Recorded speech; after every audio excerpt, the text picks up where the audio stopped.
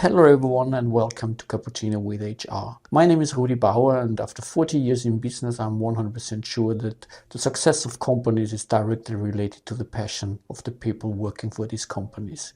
With the Cappuccino of HR we created a format where we really invite people, it's HR leaders, it's recruiters, it's talent acquisition guys, and we're talking about all the different kind of topics, and the range is going from AI of course to new work, to leadership, and all the challenges along the way.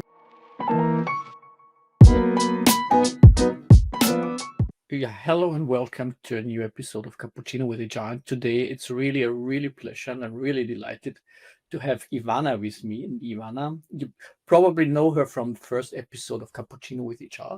She was conducting our survey at this time, and then we had a kind of a review of our survey long time ago. It took me another 35 episodes to get her to studio again. So welcome, Ivana. Thank you. Really great to be here. And today we are talking about a very important issue for us, and I think it's a really cool story. And I want to get a kind of a recap on that together with Ivana. But before we start, I would ask Ivana to introduce herself quickly. Gladly. Hi, Rudi. Great to be here. My name is Ivana Spiridonovic. I am the B2B marketing manager at WeAreDevelopers. I do basically everything around lead generation. So I host events together with Rudi, but I also do content production. I work on content campaigns and social media marketing. So that's a bit of the B2B nugget that I do here at WeAreDevelopers. And I want to add that Ivana is honestly, she's together with me, she's the person that joined all these kind of Cappuccino with HR episodes so far, because she's always behind the scenes. Always in the back. Always in the back. Thank you for preparing everything and setting the stage right and having a close look on that everything works pretty fine. So that's amazing. Thank you for that. And today we're talking about, I forgot one thing. I need to ask you the same question that I always ask my guests. What is your favorite coffee? I've always wanted to share my favorite coffee. So my favorite coffee is actually cappuccino, which helped also to create the format name. Okay. Yeah, no, my favorite coffee is without no doubt the cappuccino. Yeah, a good choice, a really good choice. So let's jump into it. And I mean, we did the HR Leader Summit this year. I mean, it was in July. It was in Berlin. We had, in total, I think we had 1,400 HR people there. Yeah. We curated, or we tried to curate it. I think we were really good in getting a kind of an interesting program. So that's the feedback that I got. But probably you can share your thoughts on it. What was it for you? What is your feedback? What did you like? What was your favorite sessions, lessons, and key takeaways? A lot of things at once, but yeah, so much to choose from. So first of all, thank you, Rudi, for doing the whole thing with me. It was a really good pleasure to work with you on the HR Leader Summit. Great fun. Also, first time I organized such an event. So really a lot of great key takeaways and lessons learned. I think for me, the biggest, I would say, reward from the experience was the great feedback we received from the speakers, from the audience. I mean, we talked about this so many times, but week after week, even though the event has been now 2 months ago, we still received so much good feedback. Everyone was having so much fun, learned a lot of great content, and it was really rewarding to see that so many high-level experts actually appreciated an agenda that we've curated. Even though, I mean, I can talk from my experience, but I'm not an expert in the field. I just follow what's happening on social media. I follow speakers, I follow the trends, but in the end, I'm a little bit of an imposter in the industry. And so giving and receiving that great feedback was actually really rewarding.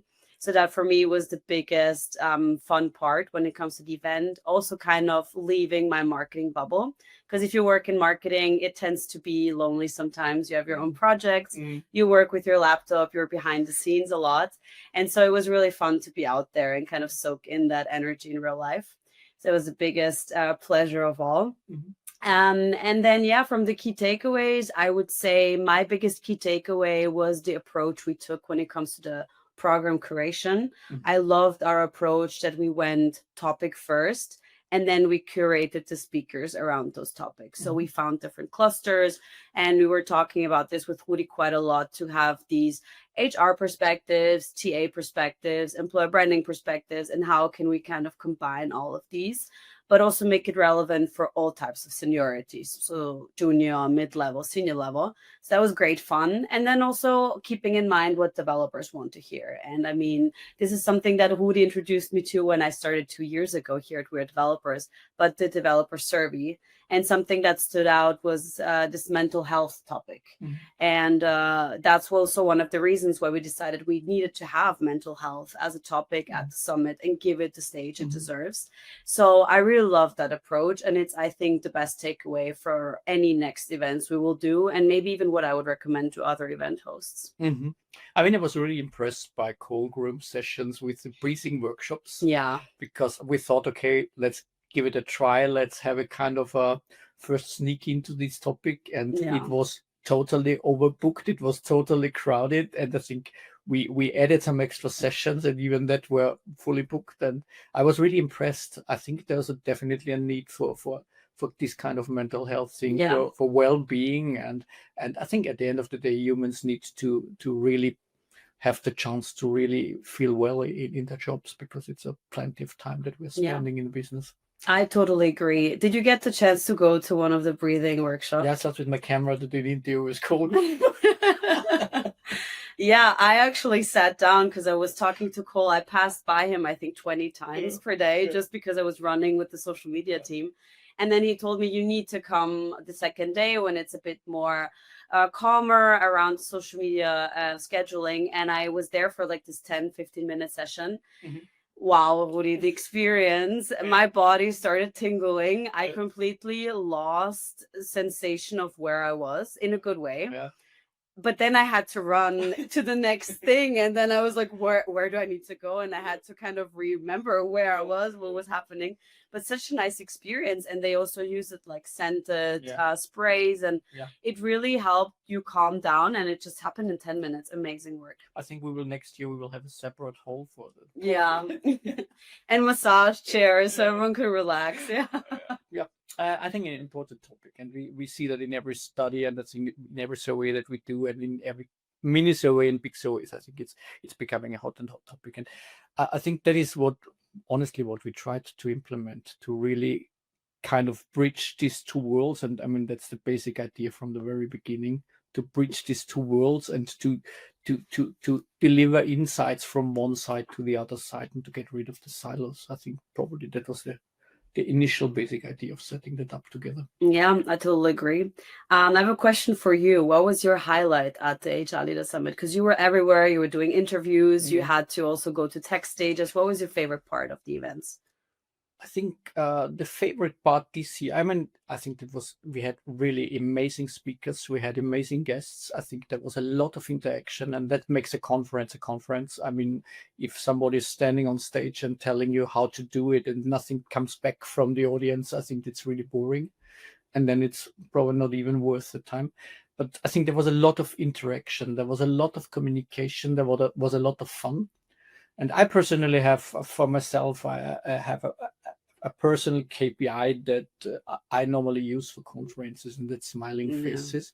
Because I mean, if we are able to touch people emotionally, to really get a smile from them, probably as the coin that they deliver back to us, I think that's the best what could happen. And I'm normally going through the location, and I'm counting smiling faces. And I really ended up with a really high number. So there was a lot of smiling faces, there was a lot of fun, there was a lot of interaction, and honestly, there was not a big highlight.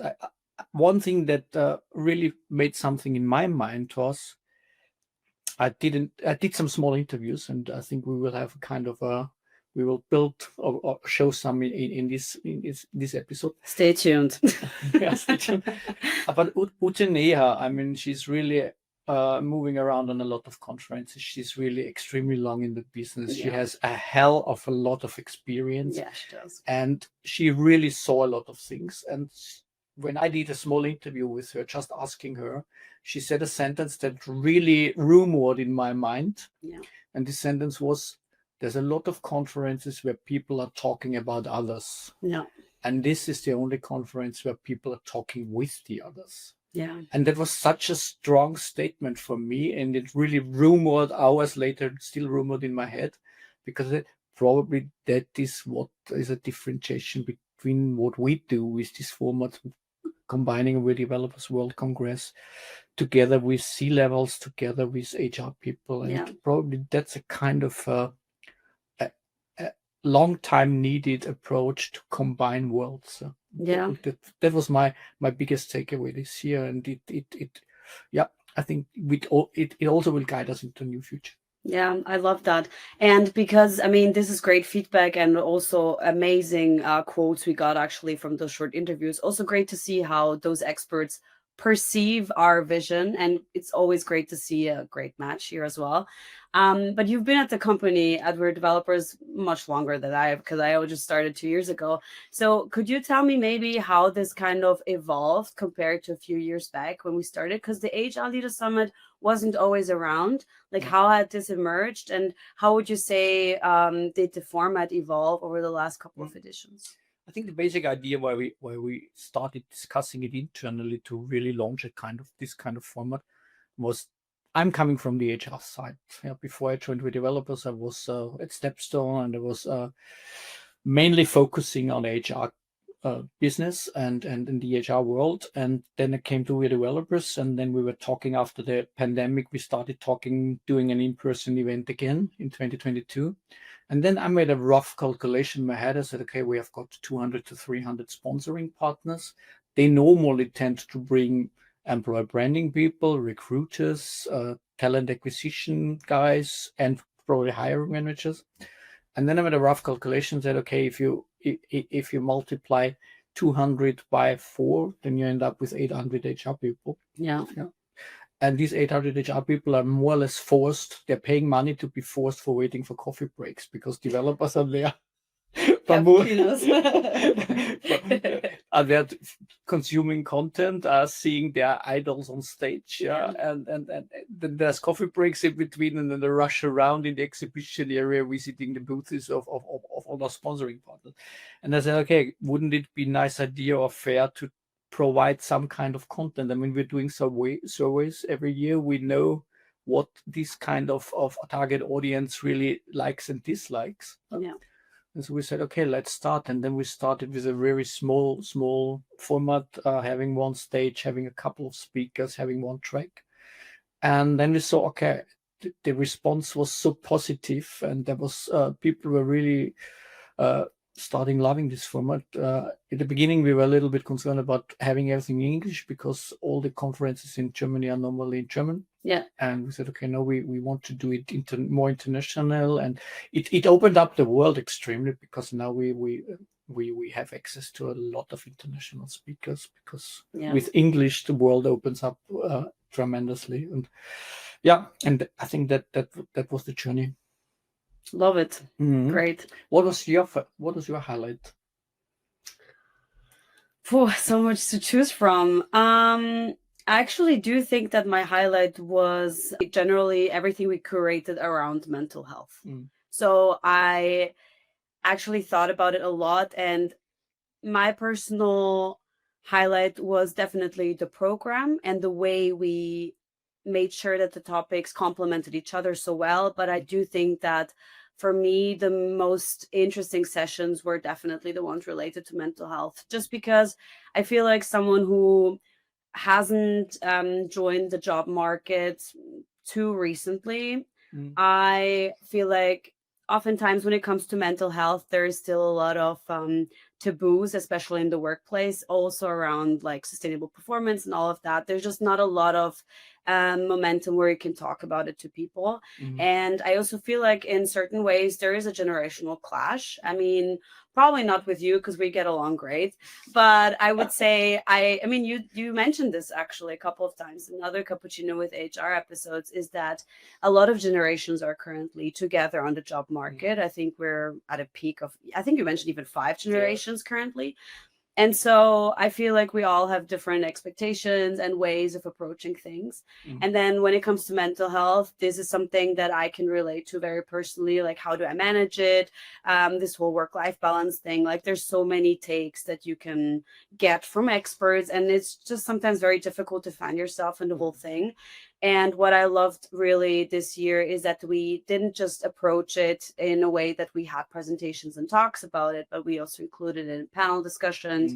We had the breathing workshops. I mean, I also remember you went to one dinner prior to the World Congress where we had this Behind the Mask that Marie Chaproni organized, and you came back with a lot of great insights. So I think that this is something that I found the most valuable also for me personally, which I enjoyed. And I also rewatched the sessions already on our app because we had all recorded, and it was great because during the Congress it was really hard to sit down and take a moment to learn something from the organizer's perspective.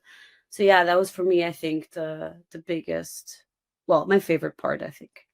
Yeah, I suggest we make a short break now and let all the listeners in the audience have a kind of get an external impression as well, and we probably can show a kind of a sum up of some opinions that we collected during the HR Leader Summit. Let's do it.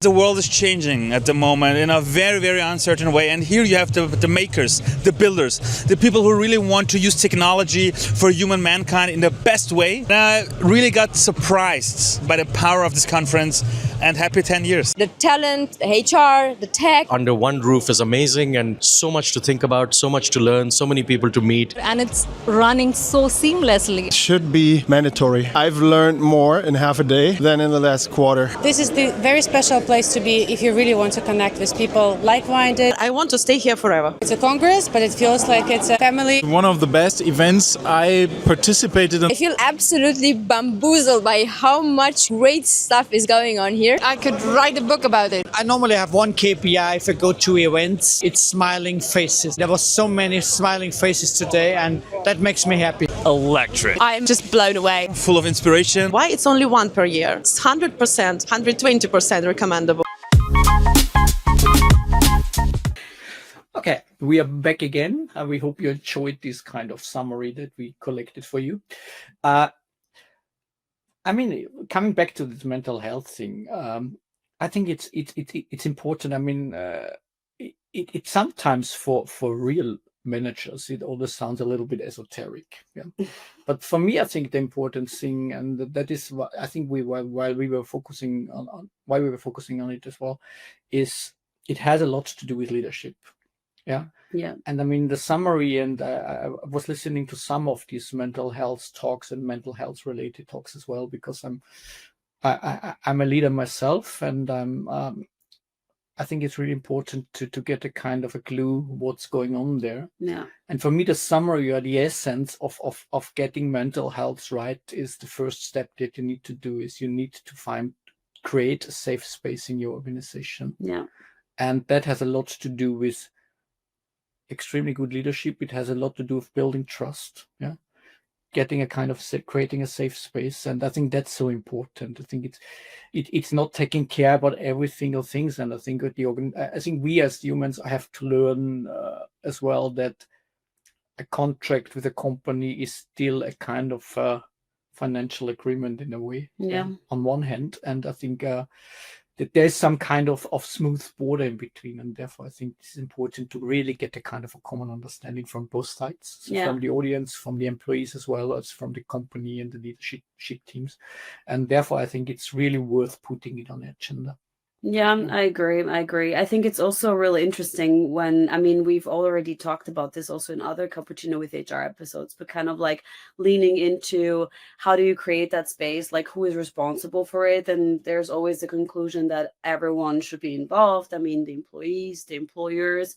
But yeah, it's definitely difficult to create that space and be open about it, especially when you have that inner this controversy inside of you where you're not sure, okay, I want to perform really well, I want to position myself on the job market and make sure I climb the career ladder. At the same time, like, when do I say no to things? When does it get too much? When do I get to go home with having completed everything, but I am an overperformer and overachiever? So I think this is a very interesting thing that we will probably not be able to solve in 30 minutes.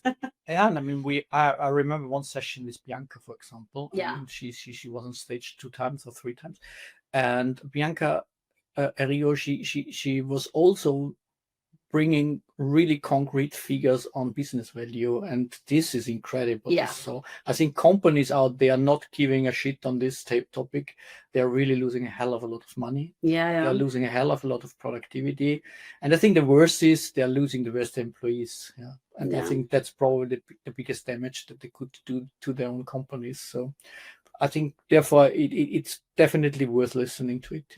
Yeah. So I think it was really well placed on our agenda this year. Yeah, I agree. And speaking of agenda, Rudi, what is your vision for next year, actually? I'm curious. I think we are really in tough discussions now within the board as well, because what shows up now is that what probably Ute mentioned in her short sequence. I think we are right now thinking about a kind of making it more crossover. Yeah. So I think the basic idea is to say, okay, we have access to the best developers. So we have total access to people understanding technology. Yeah.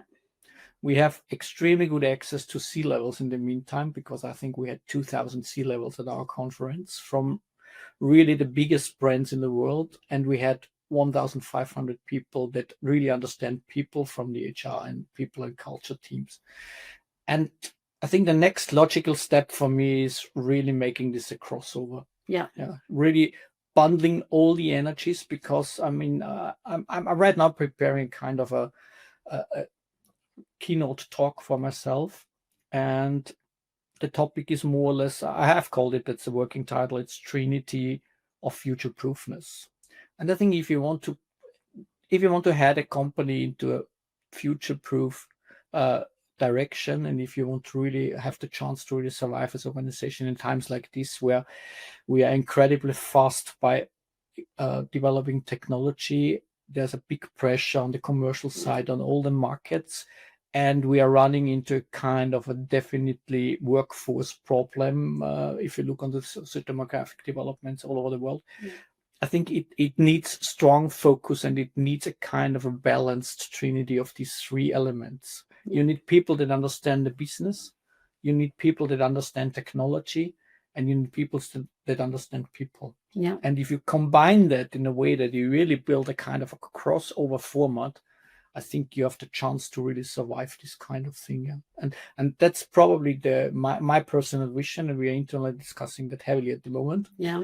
Because I think it makes totally sense to probably at the HR side put the developer on stage, telling them how to build their agent, and on the other hand to really have a kind of putting someone who is in mental health on a C-level stage to really kind of open up the minds how to create safe spaces. Because at the end of the day, if this triangle gets unbalanced in a way, I think it definitely will end up in a disaster for the company. Yeah, I totally agree. I think it's a really exciting approach, just because also it happens so organically. Like the audience kind of happened organically at our event, and now we just need to put them on the stage together.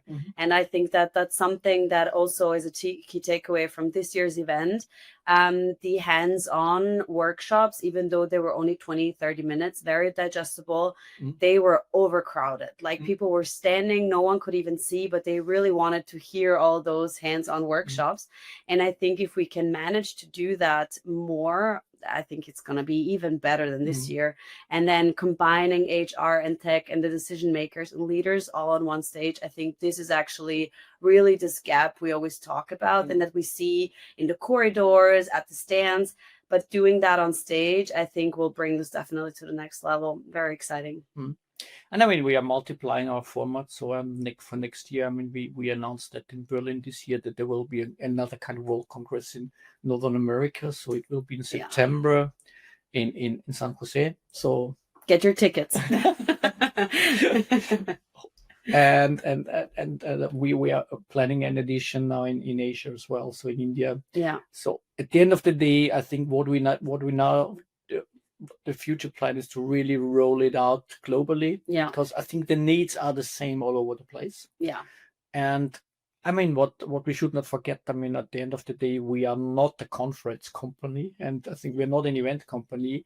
Yeah. And we probably use this kind of World Congress in Berlin and in North America and in India just as kind of flagship events for showing what we do and bringing people together. Yeah. At the end of the day, we do that throughout the year. And what's happening in the background, that's really amazing at the moment. It's really inspiring for me, and my head is rumbling 24/7 at the moment, because I see so many benefits and potential within that. Is that we have put all our content through AI, and we now get a kind of a platform functionality, new features on the platform, which really give you the chance to really, supported by AI, get very fast to that pieces of content that are really interesting for you. So it's more or less AI supported learning. Yeah. And you can create your own educational program if you're a developer, but also if you're in HR, and also if you're probably in leadership. Yeah. And I think that's a big asset. And all the sessions were recorded, so people have access to what all the experts more or less told us within the 2 days in Berlin. Yeah, absolutely. It's an amazing content engine. I mean, it couldn't be better for the marketing team to keep the momentum going for the next couple months, and also make sure that old content gets recycled, and because a lot of things stay relevant, right? I mean, what we said about mental health and our career development 5 years ago is still relevant compared to this year, because then you can compare and draw conclusions from it. So yeah, really cool things happening. What is your plan for next year, or your wish list? What is on your wish list for next year? Well, working with you on the project. No, actually, I think that I would repeat a lot of things that we did this year. I think agenda-wise, we were already in a great direction. Maybe, as I already teased before, go more into this hands-on workshop experience, so that also more senior level people who are already very aware of some of the trends can dive deeper into how to actually build their own AI agent, and not only talk about the relevance of it. Because that was also one of the feedbacks. Depending on the seniority, other people want to see other things on stage. But that's also the challenge, right, in curating the program. So I think definitely this is one of the things. And then also take a step back, take a step further to think of the activities around the stages. So this year we had the CV coachings, where we collaborate with Talent Crunch, but also we had the breathwork stations. I think we can do even more things, more activities, maybe also in some playful ways, how to gamify some of the key aspects, because I think that this really sticks. So that's something that I would want to work on, definitely, also from a marketing and events perspective. But apart from that, I'm very curious how we'll kind of create this trinity on stage. I think this will be challenging, but great fun. Yeah, I mean, I really enjoyed it. I think we are coming to the end of the time. So, Ivana, it was a pleasure to do that project with you. It's also a pleasure to do all the cappuccino with HRs. I want to officially say in front of the camera, thank you to all your effort that you have put in. It was a hell of a lot of work because I'm on stage and I'm always well prepared. just taking some notes and doing some kind of nice chats, but there's a hell of a lot of work in the back, and it's mainly done by you. So thank you very much for that, and great pleasure working with you, and looking forward to all our HR Leaders Summits, however we call them, next year. Yeah, stay tuned for that as well. Don't be confused if the name changes again. Yeah, so we gotta keep it up to date. Yeah. Thank you for listening, and stay tuned for what comes up next. Thank you, Rudy, for having me. Always a great pleasure working with you. Thanks.